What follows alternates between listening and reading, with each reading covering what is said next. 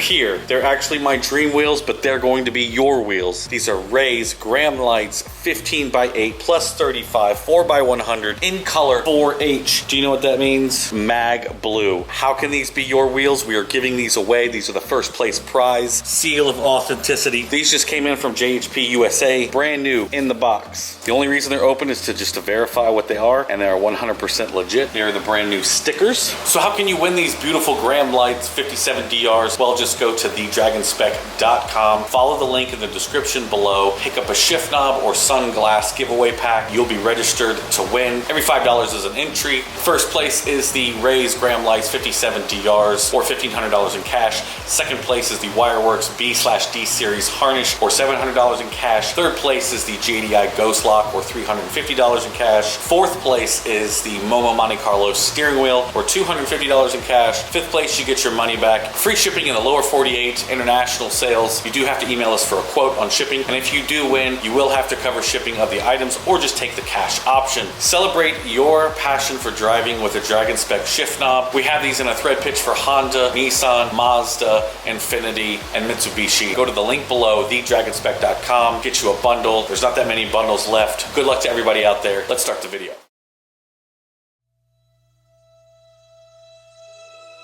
The other day I was having a conversation with a friend of mine, and we were going over the fact that in 2022, the JDM car world is so overexposed and we know everything about everything these days.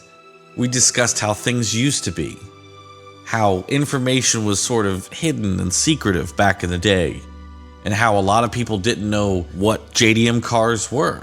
Now everybody and their mother knows what an R34 Skyline is. Everybody's looking to find a car that they can somehow find in a barn or with low mileage and flip. Car prices are out of control. People buy a JDM car and start a YouTube channel. Street racing has turned into street takeovers. Car shows have turned into car meets. And it wasn't always like this. But we started to ask the question, how did we get here? So here it is, the history of JDM car culture and street racing.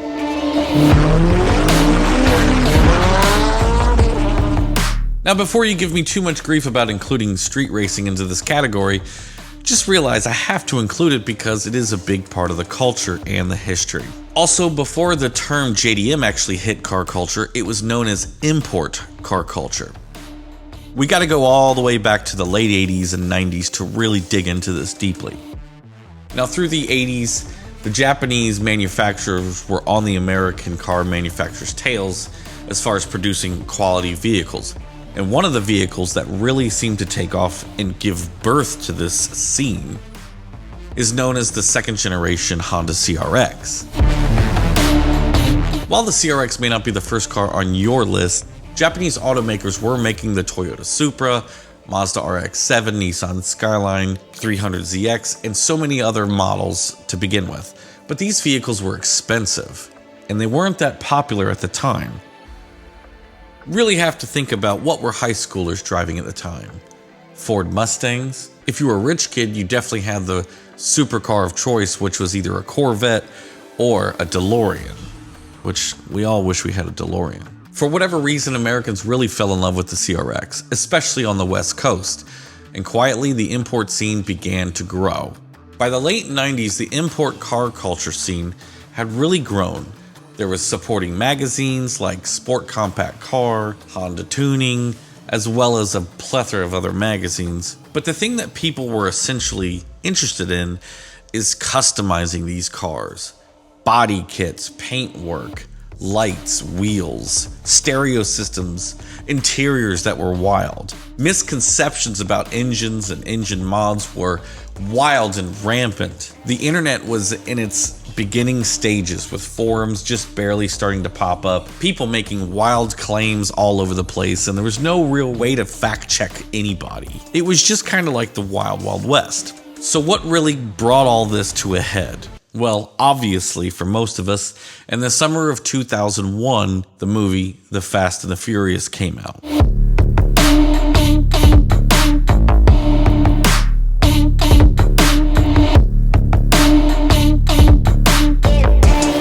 At the time, this was referred to, quote-unquote, the movie.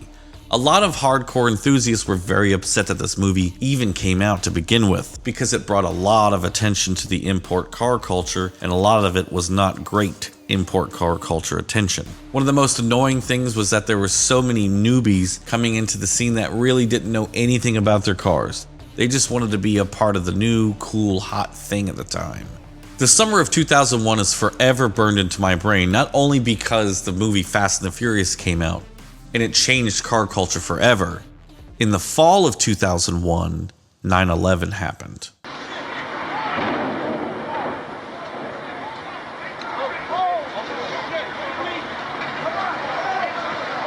And of course, this changed everything at the time.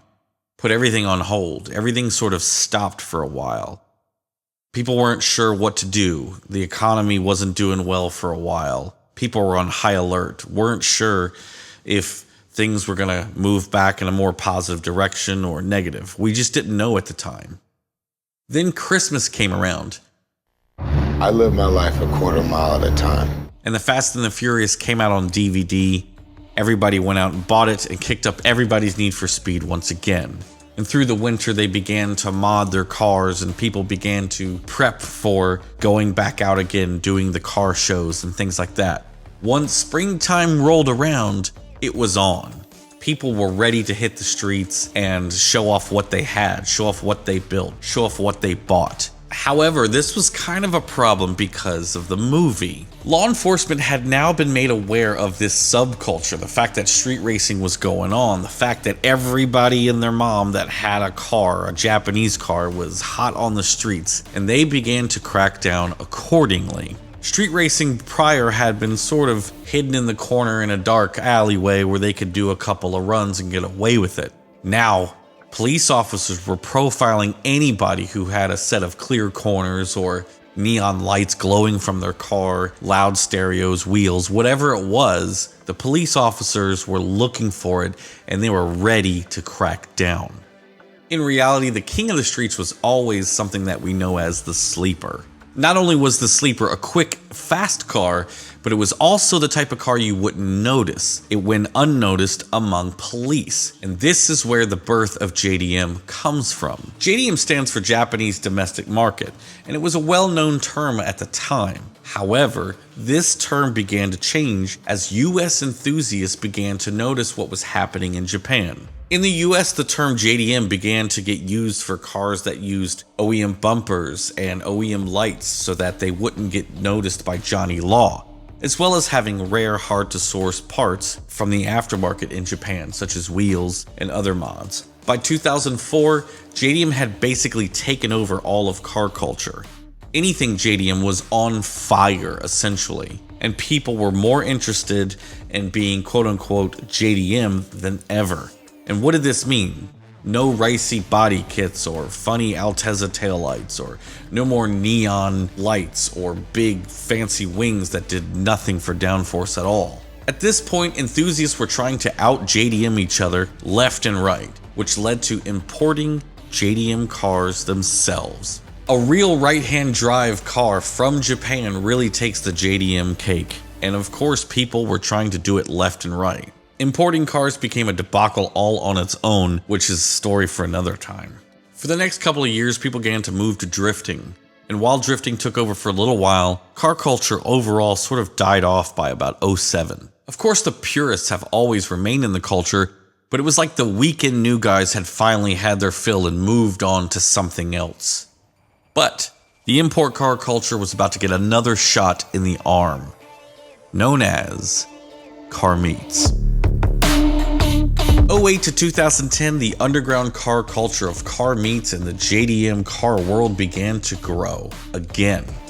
This new scene called Stance had sort of given birth to hard parking and built to park type of builds. Therefore, people could share their passion of cars and avoid the whole dirty street racing thing altogether.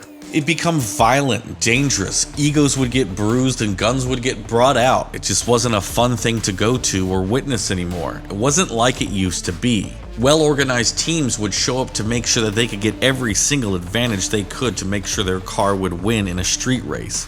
It was getting out of hand and it was almost too much hassle. It was no longer fun. The message was pretty clear, just take it to the track.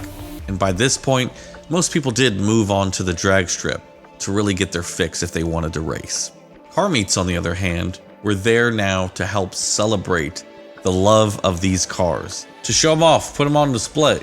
As the scene and culture began to grow, so did the internet over the years. There were websites like streetfire.net where people would post hot car videos online. And of course, people moved on to YouTube. As the car meet scene grew, so did the need for content on YouTube. The culture was changing in a way that people wanted to be able to access their interests at any hour of the day. YouTube, as it grew, facilitated this. It wasn't long before YouTube was taking over what TV was doing. As online social media grew, so did the opportunistic people that understood if you could get content that people wanted to watch, they would watch it. It wasn't long before TV shows and magazines were obsolete, and people weren't buying them or paying attention to them any longer. Advertising dollars started to pour into places like YouTube, now giving an entire generation the ability to build their passion online, as well as making a living at it. By 2015, it had become common knowledge that you could make exorbitant amounts of money on YouTube by upping the ante more and more with content that was more dangerous and more exciting each time that you did it. Of course, car culture caught on to this, definitely including the JDM car culture. Even car magazines were moving to places like YouTube to be able to take advantage of the space and the viewership. YouTube was getting 2 to 3 times the viewership television was. Things were on a steady path until about 2020. All of a sudden, the pandemic happened. And out of nowhere, everything was shut down overnight. People were locked down in their homes. Businesses were closed. The economy was not looking good and everybody was stuck at home with nothing to do except watch Netflix and YouTube. After most people were done binge watching Tiger King, the automotive world braced itself for an epic slowdown that they did not see coming. But something strange happened. People got stimulus checks, and they began to spend them on car parts. With so many people out of work through 2020 and 2021, we saw a huge influx of creators popping up on YouTube, building cars their way, sharing their passion.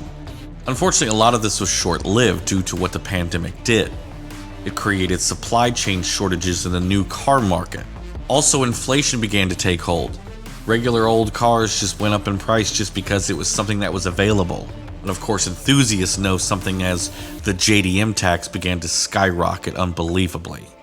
Now, any JDM car from the 90s in decent condition is pulling a premium 1 week before race wars. Through 2021 and 22, we saw an extreme price hike on everything JDM. Toyota Supras now worth more than ever. RX-7s getting double or triple the price they were before. Even Honda Civics were pulling in a price that would boggle the mind from just 2 years ago. At this point, the JDM car space is dominated by those who can afford it. And it's unfortunate because these cars were once the hero to the guy on a budget. No longer can you build a car on an extreme shoestring budget without some sort of homeboy hookup or sweet honey hole somewhere you've got hidden away that nobody else knows about. The awareness of JDM parts has become so extreme that people are now raiding junkyards so that they can pull these parts, flip them, and repost them online because these parts are getting harder and harder to find. And people know that they're going to pull a premium price in a couple of years. So this brings us to the end of our story. And of course, we have to pass it off to you. What do you guys think? What's the future of JDM? What's the future of the import car scene? Are we really looking at living in a world where the Toyota Supra and Integra Type R are only owned by the elite, just for the Honda Civic to follow closely behind? The future's here and it's a crazy world. I never thought I would see this day this soon.